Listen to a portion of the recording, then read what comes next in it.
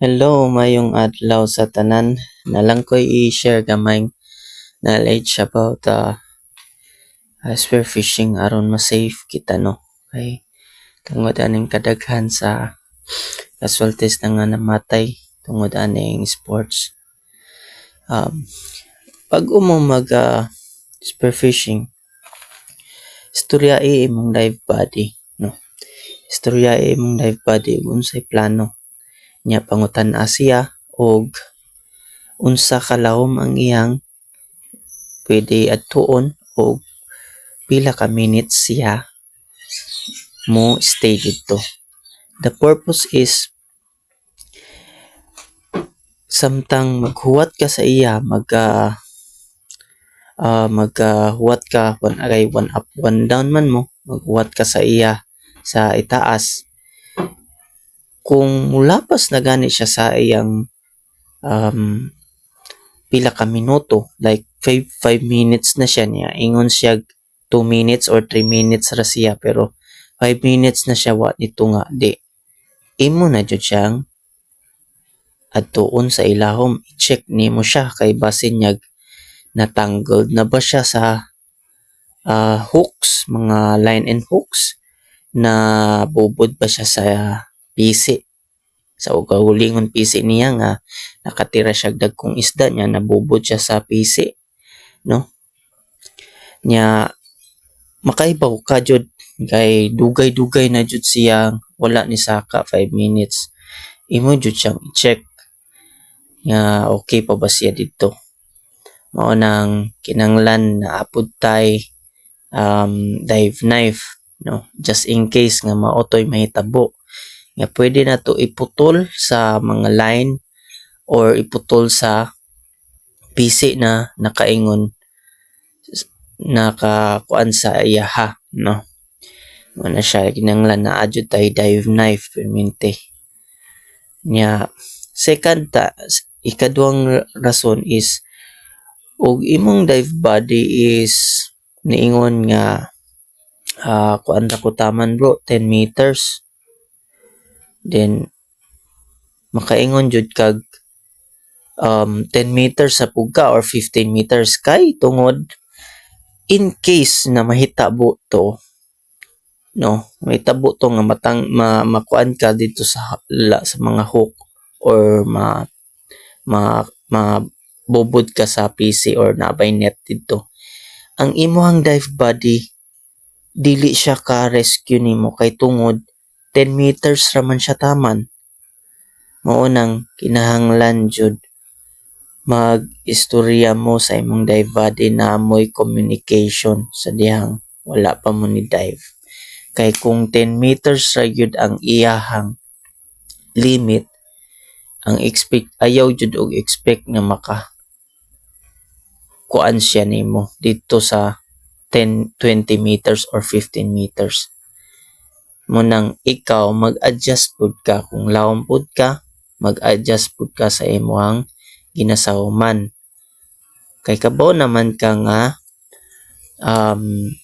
dili kakaya ang imong dive body ug naay mahitabo nimo dito ingana kalawom sa imong ginasawman mo nang mag-amping jud ta kapunay no ato jud iputang sa atong una no nga dili jud lalim kaning ginahimo nato nga sports daghan kayo nga risk nga pwedeng mahitabo nato ani no bisan na ako pa man nakaingon ko inganin sa akong experience na 20 years nagpapamana nako dito pa sa amuang lugar sa Zamboanga City makaingon ko daghan pa kayo kung kinanglan may bawan dili pa ko expert no? di pa ko expert na paghigayon nga na ako'y mga mistake pero kato mga mistake akong i-correct mo nang kinahanglan kaning kuan jud ta sa atong una permente presence of mind no jud ta sa presence of mind Nya ug mamana pud ta, example, kusog kayo ang sulog, usahay ra ba ka ng naay down current, no? Naay down current. Tan-aw na to nga down current, ayaw jud ta og palahom kaayo. Kay tungod inigsaka na to ana kanang down current, paubos na ang current ana, no? Down current na gani, ubos na siya ang current. Nya inigsaka nimo maglisod na kag saka ana, kay tungod magtagbo na mo sa current. Nya og kintahay nakakuan kag isda, kay kanang down current kasagara ra ba jud ana, kay naay daghang isda jud ana, kay ganahan man ang isda diha sa kuan kanang kusugsog munang makatira kag isda adto, then nabubod ang isda, iyang gibubod ang imong shaft, unya imong gi-fight back ka sa imong isda, ga-fight back pud ka sa current mo nang ma-blackout, no? Mo nang delikado kayo. Usa pod is kada bitaw ato ang kauban niya mag istorya mo ingani bahin ingana nya dili maminaw, Dili magpatuo. delikado pud na sila. Kanon nakaingon ko delikado. Sila mo'y makahinungdan pod nganong marisk ka, maputang ka sa risk, kay dili man sila maminaw, Dili man magpatuo. dili magpalahom, dili pugos, dili man sila maminaw.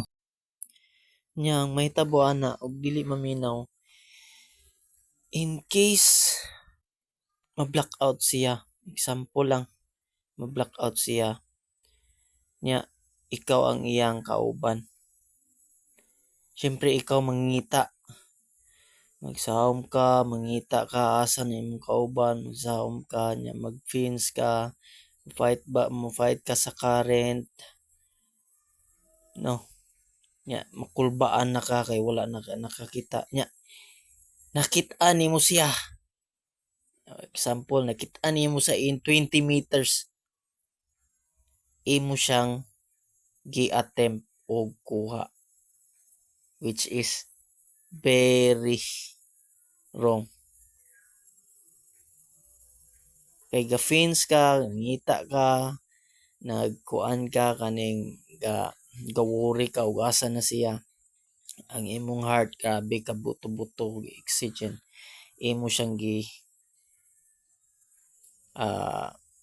kuha dito sa 20 meters, then inigsaka nimo, pagsaka nimo siya, makuwangan ka sa hangin, kay tungod wala kay saktong pahuway. Unang og naamoy mga kauban nga dili maminaw, tambaga lang jud og tarong, or dili ka muna lang joy kay maapil maamong mo ana nila, no? Dili man ko gaingon nga ayaw mo kuyog nila ana kasagdiin na sila, pero maamong mo ana nila kay tungod dili maminaw. Pero dili jud po ta ka pugos, no, sa ubang mamanaay nga mao na lang jud ang ilang panginabuhi. Dili sila gusto mag one up one down, kay naa jud sila priority nga makakuha sila og daghan, makakuha sila og dagko, magsige na sila fence, magsige nagsawom, no, itakapugos nila gyud. Pero ang atong advice lang yun nila is magamping lang jud sila kanunay ug dili jud palalom permente. Dili man ta kaingon nga perfect na ta katao nga nag-advise ani nga dili na ta ma-blackout, dili na ta layo na ta sa risk, no? Bisan ako pa man nakaingon ko nga walay perpekto aning sports. Bisan kinsa master naman ka o dili pwede ka ma-blackout, pwede ka mamatay ani nga sports. Maong mag-amping ta, one up one down, kailangan na atay saktong knowledge aning pamana. Dili dapat magpugos-pugos. Dili dapat kanyang magpahiro-hiro ani. Dili man ni kuan pasikatay kaning sports. Kuan lang ni siya nga sports ni para nako kaning lingaw-lingaw lang jud ni siya no. Munang one up one down lang jud ta ani para safety tatanan. Maura to. Daghang salamat og ayaw baya mo kasuko kay aning ako tabang tambag lang ni, tabang tambag lang jud ni. Dili ko moingon nga kaning dili ko makaingon nga perfect na jud ko nga mamanaay no. Maayo na jud ko mga mamanaay. Base lang kini sa ako ang na-experience mo nang gi-share lang nako ninyo ang akong na-experience in 20 years of spearfishing no. Gina share lang nako ninyo ang kaning mga pwede mahitabo nga dapat nato malikayan. Mara to daghan pa unta ni pero kani lang sa man. Mara to daghang salamat jud og amping sa tanan. God bless. Adios.